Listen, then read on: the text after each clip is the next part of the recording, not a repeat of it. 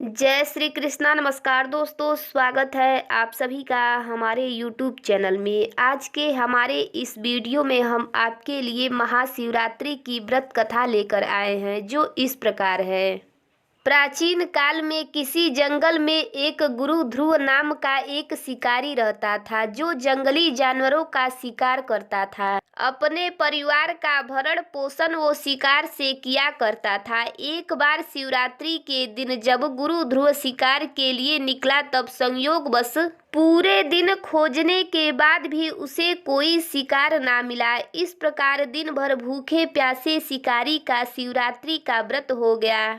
उसके बच्चे, पत्नी एवं माता पिता को भूखा रखना पड़ेगा, इस बात से वो चिंतित था। सूर्यास्त होने पर वो एक जलाशय के समीप गया और वहां एक घाट के किनारे पेड़ पर थोड़ा सा पीने के लिए पानी लेकर चढ़ गया, क्योंकि उसे पूरी उम्मीद थी कि कोई ना कोई जानवर अपनी प्यास बुझाने के लिए वहां जरूर आएगा।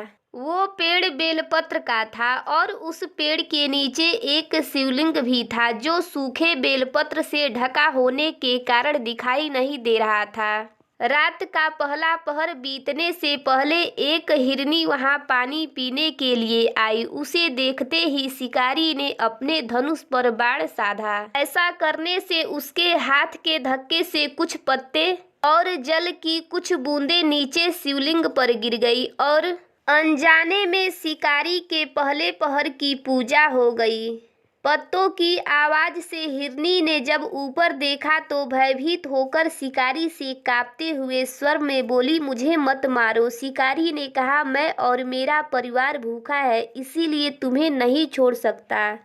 हिरनी भयभीत होकर शिकारी से जीवन दान की याचना करने लगी। बोली, मेरे छोटे छोटे बच्चे हैं और मेरे वापस लौटने का इंतजार कर रहे हैं। मैं उन्हें अपने पति को सौंप आऊं, फिर तुम मुझे मार देना। मुझे बस इतना समय दे दो, झूठ नहीं बोल रही हूँ, मुझ पर विश्वास करो, मैं शीघ्र ही लौट आऊंगी। अगर मैं लौट कर ना आऊं तो मुझे वो पाप लगे जो विश्वासघाती और शिवद्रोही को लगता है। इस प्रकार हिरनी के विश्वास दिलाने पर शिकारी ने उसे जाने दिया और हिरनी वहां से चली गई। कुछ देर बाद शिकारी ने देखा कि एक मोटा ताजा हिरन जल पीने वहां आया है। उसने फिर से अपने धनुष पर बाण चढ़ाया और फिर से कुछ जल और बेलपत्र शिवलिंग पर चढ़ गए।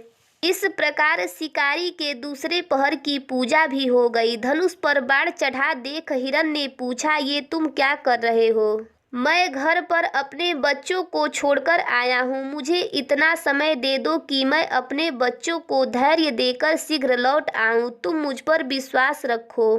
शिकारी ने हिरन को जाने दिया। हिरन जल पीकर वहां से चला गया। अब दोनों हिरन घर जाकर जब इकट्ठे हुए तो अपना अपना वृतांत एक दूसरे को सुनाते हुए बोले, हमें जल्द ही शिकारी के पास लौटना है। अपने बच्चों को धैर्य देकर जब वो चलने को तैयार हुए, सबसे पहले हिरनी बोली, मैं शिकारी के पास जाऊंगी और आप मेरे बच्चों का ख्याल रखना। हिरनी की बात सुनकर हिरन बोला, माँ के बिना बच्चों को कोई नहीं संभाल सकता, तुम यही रहो, मैं शिकारी के पास जाऊंगा। तब हिरनी बोली, पति के बिना पत्नी का कैसा जीवन, आपकी मृत्यु के बाद मैं कैसे जीवित रहूंगी। मैं वहां अवश्य जाऊंगी। और वह दोनों बच्चों को समझा कर चल पड़े। जब बच्चों ने देखा माता पिता जा रहे हैं तो हम क्या करेंगे, तब वो भी उनके साथ चल दिए। इस प्रकार वह सभी शिकारी के पास पहुँचे। उन्हें देखकर शिकारी ने झट से धनुष पर बाण चढ़ाया, जिससे फिर कुछ बेलपत्र और जल शिवलिंग पर चढ़ गया, जिससे शिकारी के तीसरे पहर की पूजा भी हो गई और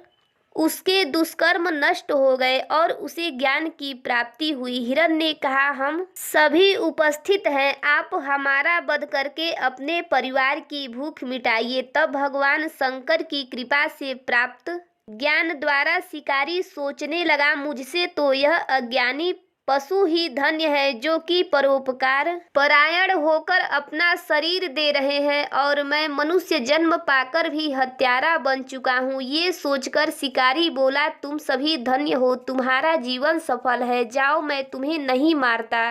तुम निर्भय होकर यहाँ से जाओ। शिकारी के ऐसा कहते ही स्वयं भोलेनाथ वहाँ प्रकट हुए और बोले, मैं तुमसे प्रसन्न हूँ, मन चाहा वर मांगो। ये सुनकर शिकारी भगवान के चरणों में गिर पड़ा, आंखों से आंसू बहने लगे। भगवान शंकर ने उसे सुख समृद्धि का वरदान देकर गुरु नाम प्रदान किया।